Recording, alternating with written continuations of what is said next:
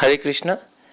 आज हम भगवत गीता के दूसरे अध्याय के 47वें श्लोक 2.47 में तीसरी बार चर्चा करेंगे। दो पार्ट्स में हम पहले चर्चा कर चुके हैं। पहले हिस्से में हमने चर्चा की कि हमें अपने कर्म करने चाहिए और उनके फलों से आसक्त नहीं होना चाहिए, और दूसरा पार्ट में हमने ये डिस्कस किया कि हमें हमेशा अपने कर्म के फलों के लिए भगवान की कृपा पर डिपेंड करना चाहिए। आज हम तीसरा हिस्सा इसका पढ़ रहे हैं, जिसमें लिखा है कि हमें अपने कर्म ना करने में कभी आसक्त नहीं होना चाहिए। कर्म नहीं करने में आसक्त नहीं होने के ऊपर प्रभुपाद जी ने बहुत अच्छे अच्छे एग्जाम्पल दिए हैं। मैं उस चीज को प्रभुपाद जी के एग्जाम्पल्स के थ्रू ही एक्सप्लेन करना चाहूंगा। जैसे कुछ लोग ऐसा सोचते हैं कि भक्ति का मतलब क्या है, मौन, कि चुप रहो, कभी कुछ भी मत बोलो, या जैसे सोचते हैं कि भाई आज हमने भक्ति करनी है, या अच्छा व्यक्ति वो है जो कम बोलता है।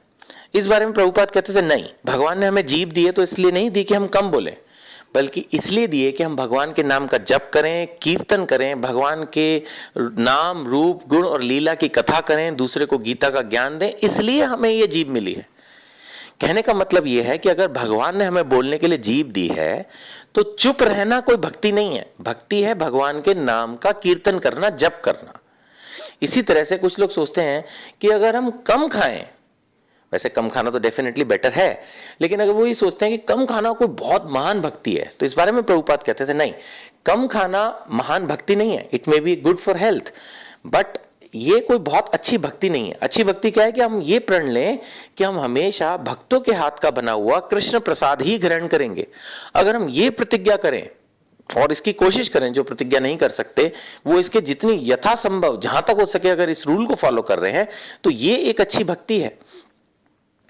आप समझ रहे हैं, मैंने दो एग्जाम्पल दिए हैं, मैं उनको फिर से रिपीट कर रहा हूं। चुप रहना कोई अच्छी भक्ति नहीं है, इसकी बजाय भगवान के नाम का कीर्तन करना उससे बेटर भक्ति है। इसी तरह से कम खाना या ना खाना कोई अच्छी भक्ति नहीं है, उसकी बजाय कृष्ण प्रसाद ग्रहण करना ये ज्यादा अच्छी भक्ति है। यानी कि कुल मिलाकर अब इसी तरह से कर्मों पे भी आ जाता है। अगर हम अपना जो बिजनेस कर रहे हैं, जॉब कर रहे हैं, या हाउसवाइफ अपनी सेवा कर रही है घरों में, तो वो छोड़ देना संन्यास कहलाता है, सो कॉल्ड। लेकिन प्रभुपाद जी ने हमेशा इस बात पे स्ट्रेस किया है कि इस तरह का संन्यास नहीं चाहिए। जब तक हम अपने कर्म, अपने विचारों को ना सुधारें, हम उसको भगवान की सेवा में ना लगा पाए, तब तक हमारी कॉन्शियसनेस में जब तक कृष्ण नहीं है, तब तक ऐसा संन्यास किसी काम का नहीं।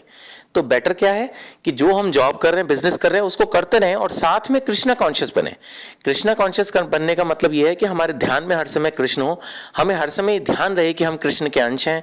हमेशा हमेशा ये हमें ध्यान रहे कि हमें मनुष्य जीवन जो मिला है वो भगवान के जो है धाम वापस जाने के लिए मिला है।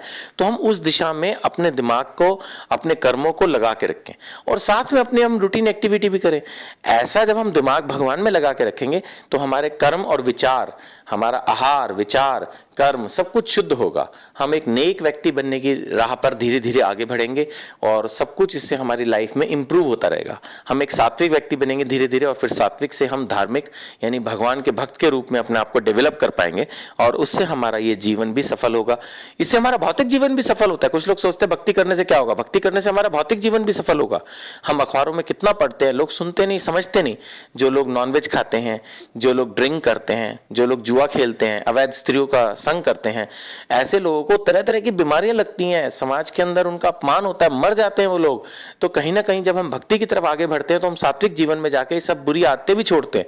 इससे कहीं ना कहीं हमारे को हेल्थ भी इंप्रूव होती है, और जब हेल्थ इंप्रूव रहती है तो फालतू का पैसा डॉक्टरों में वेस्ट नहीं जाता, तो वेल्थ भी इंप्रूव होती है। तो कुल मिला के बात जो समझ में आ रही है वो ये कि भगवत गीता के 2.47 के अंदर ये क्लियर इंस्ट्रक्शन है कि हमें काम नहीं करना या संन्यास लेके खाली होके बैठ जाना, जैसे अर्जुन सोच रहे थे कि मैं सब कुछ छोड़ छाड़ के जाके जंगल में बैठ जाऊं, वो गीता ने नहीं समझाया। गीता ने तो कहा आप अपना कर्म करो, जो आपकी ड्यूटीज मिली है उनको निभाओ, लेकिन साथ में हमें अन्य श्लोकों के माध्यम से ये भी समझना है कि हमें भगवत भक्ति की तरफ भी धीरे धीरे धीरे धीरे किसी सीनियर और गुरु के निर्देशन में आगे बढ़ना है। कर्म नहीं करना कोई भक्ति नहीं है। हरे कृष्णा।